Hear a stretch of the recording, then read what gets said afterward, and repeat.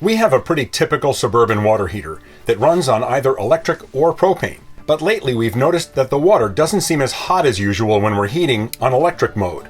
It normally heats the water to the proper temperature, then shuts off. But instead of just completing the heating cycle, our energy management system has been showing that it continues to turn on and off repeatedly. It seems like the thermostat that controls the electric heating element thinks the water's hot, shuts the heater off, and then changes its mind. We did confirm that it's the water heater causing the power to cycle up and down. When we turn it off, the power stabilizes immediately and then stays there. We also checked the temperature of the water heated on electric, and it's showing only about 110 degrees, which isn't nearly as hot as it should be. So we turned on the propane heater to see if that brought the water up to full temperature. As soon as it finished its heating cycle, we confirmed that the water was right in the range that it should be, about 130 degrees.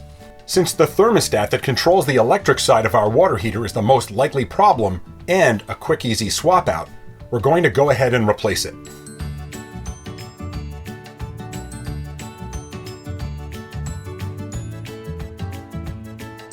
Our water heater is a 12-gallon combination propane-electric model made by Suburban. Some of their smaller units have a slightly different setup, but there are lots of similarities between models, so this will give you an idea what's involved. If you have an Atwood heater, things will be different, but the symptoms of a failing thermostat will likely be similar. We'll start by making sure we've turned the heater off. This is the replacement thermostat we ordered online, and sure enough, it specifies right on the packaging that it's designed to bring the water up to about 130 degrees. Both of our thermostats are located behind this black cover, which is held in place by these two screws.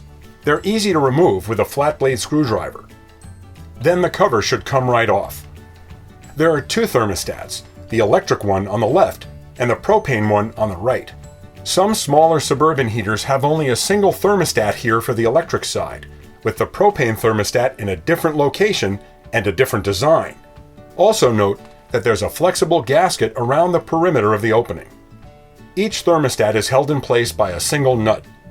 We'll remove the one on the left with a 3/8-inch socket wrench. Then just pull the two spade connectors off their terminals,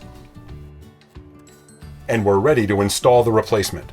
The upper side of the thermostat has a small plastic tab sticking out of it.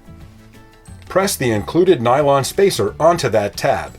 This is the reset button that can be pressed if the heater ever stops working due to overheating. Attach the two connectors to the terminals. Install the nut that holds the thermostat in place and tighten it back down with the socket wrench. Now the new thermostat for the electric side of the heater is in place. Obviously, replacing the one on the right that controls the propane side is just as easy. If the gasket comes loose from the heater, just put it onto the black cover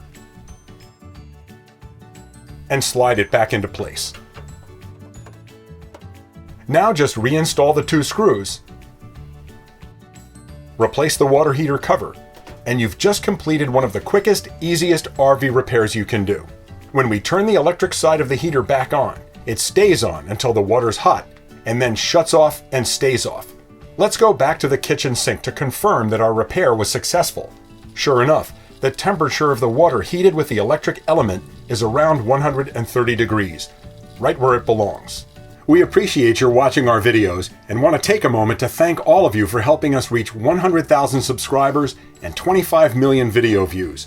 If you haven't already subscribed, please consider doing that, and don't forget to click the bell icon so you'll be notified whenever we post new videos. We'll continue sharing tips on RV maintenance, operation, and repairs, along with worthwhile RVing products that we use ourselves. This coming spring, we'll be celebrating 15 years of full-time RVing, and we hope you'll be here to join us. Safe travels, and as always, thanks for watching.